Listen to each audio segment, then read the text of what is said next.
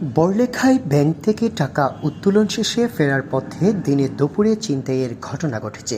এ ঘটনায় সিলেট মহানগরীর শাহপরান থানা এলাকা থেকে সেলিম আহমেদ এবং সাকিব আহমদ নামে দুইজনকে গ্রেফতার করেছে পুলিশ। শনিবার 2 আগস্ট মৌলভীবাজার পুলিশ সুপার কার্যালয়ে এক সংবাদ সম্মেলনে এ তথ্য জানান অতিরিক্ত police super crime and ops Nubel Chakma. Police জানায় গত 30 জুলাই বড়লেখা উপজেলার আব্দুল আহাদ নামের এক ব্যক্তি ব্যাংক থেকে 2 লক্ষ টাকা উত্তোলন শেষে বাড়ি ফেরার পথে উপজেলার শিমুলিয়া এলাকায় পৌঁছালে দুটি মোটরসাইকেল যোগে 4 জন ছিনতাইকারী পথরোধ করে। পরে তাদের সাথে থাকা দেশীয় অস্ত্র দিয়ে ভয়ভীতি প্রদর্শন করে আব্দুল আহাদ ও তার মেয়ের সাথে থাকা 2,16,000 টাকা সহ একটি ভ্যানিটি ব্যাগ নিয়ে পালিয়ে যায়। এ ঘটনায় বাদীর করা মামলার পরিপ্রেক্ষিতে পুলিশ সুপার MK জাহাঙ্গীর হোসেনের নির্দেশনায় একটি বিশেষ টিম অভিযান চালিয়ে সিলেট মহানগরীর শাহপরান এলাকার কাজির বাজার থেকে ছিনতাই কাজে জড়িত 2 জনকে গ্রেফতার করে পুলিশ। এ সময় লুটকৃত মোবাইল ফোন এবং নগদ 99,500 টাকাও উদ্ধার করা হয়।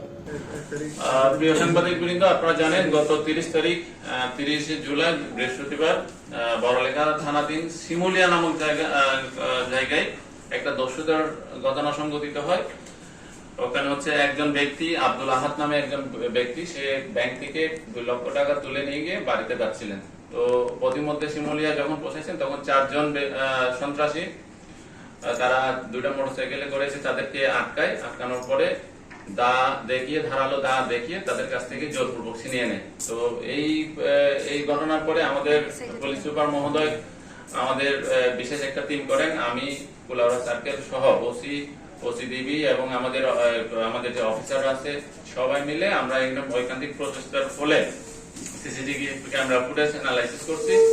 একইভাবে ডিজিটাল এবং অ্যানালগ বিভিন্ন এভিডেন্স এগুলা অ্যানালাইসিস করার পরে আমরা 5 জনের একটা চক্রকে আমরা শনাক্ত করি। এর মধ্যে 2 জন, একজনের নাম হচ্ছে সেলিম আহমেদ ওরফে বদলা সেলিম, আরেকজনের নাম হচ্ছে সাকিব ওরফে শাকিল। এই 2 জনকে আমরা গ্রেফতার করি এবং তাদের কাছ থেকে যে ছিনতাইকৃত 2,16,000 টাকার মধ্যে আমরা 99,500 টাকা, ছিনতাইকৃত মোবাইল, ছিনতাইয়ের কাজে ব্যবহৃত মোটরসাইকেল এবং ছিনতাই ব্যবহৃত ধারালো দা সহ তারা যে পোশাক পরিচ্ছদ ওই দিন ব্যবহার করেছিল ওই পোশাক পরিচ্ছদ গুলো আমরা আটক করতে সক্ষম হই।